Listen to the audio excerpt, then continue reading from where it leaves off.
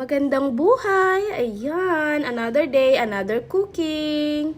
Everyday ko itong ginagawa sa aking buhay, everyday na nagluluto, naglilinis. Ayan, ganyan talagang gawain ng isang ina. Ayan, meron ako dyang kamote, iba't ibang klaseng kamote yung nabili ko sa palengke. Medyo maliliit siya. And then, meron ako dyang sayote. And then, meron akong Baguio beans. Yung mga gulay ko guys, mga tira-tira lang sa ref ko na medyo masisira na siya. Ginagawa ko lang siya ng paraan para hindi tayo nagtatapon ng pagkain. Ayan. Tapos yan, hiniwa ko siya ng medyo pahaba. Para naman masarap, mabilis maluto. Yan. Medyo wag natin ninipisan kasi wala na siyang crunch pag sobrang ninipis.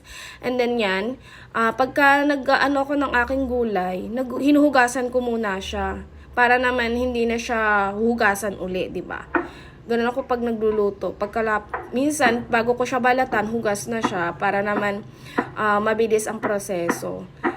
Ganyan ang paggagayat ko ng Baguio beans ko. Depende sa inyo kung anong gusto nyo. Pwede kayo maglagay ng ibang gulay kung anong gusto nyo. Merong carrots. Ang pinakamasarap niyan kung may kalabasa. Kasi last time nagluto ko ng merong kalabasa, masarap siyang i-okoy. Tapos may kamote, yan. Then meron ako dyan sibuyas bawang. Gayatin natin siya na medyo pinong.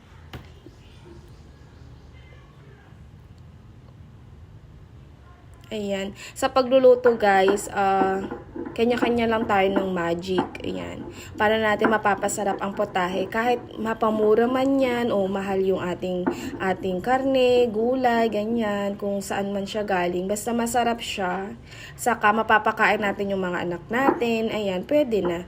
Ito kasi guys, itong niluluto ko, ang kinakain lang ng anak ko dyan yung gilid-gilid lang nung okoy. Natitrick ko siya kasi minsan busy ang kanyang mata. Ayan, meron ako diyang minarinade na hipon. Tinanggalan ko na siya ng sa gilid. Dinivine ko na siya para naman malinis na malinis. And then minarinade ko siya the night before kasi mas masarap siya. Imamarinate siya sa patis, salt and pepper yan. Pwede na siya. Sa konting pampalasa. Kung anong gusto nyong ilagay. Ayan. Naglagay ako dyan ng 3 tablespoon na flour. And then, naglagay ako dyan ng mga 1 teaspoon o 2 teaspoon na cornstarch. And then, pinaghalo-halo ko lang lahat ng ingredient. And then, naglagay ako dyan ng 2 eggs. 2 eggs yung nilagay ko kasi medium size lang yung isa. Hindi ko nga alam kung medium o small yung isa. Ayan, depende. And then, tsansya lang. Then, katapos nyan, lagyan ko siya ng konting tubig kasi medyo parang hindi siya nagbabind. Ayan. Then, let's start frying na. Ayan na siya.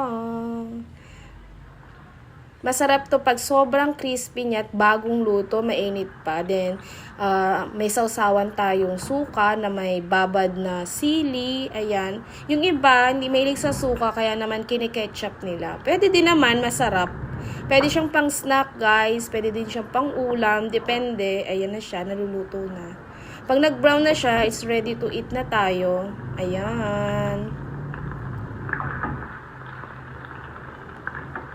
Healthy plus mura lang to, kaya bet na bet ko to.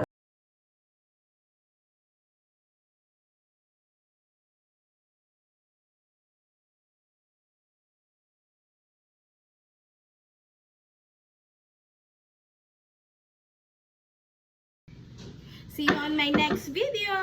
Bye! Thank you for watching.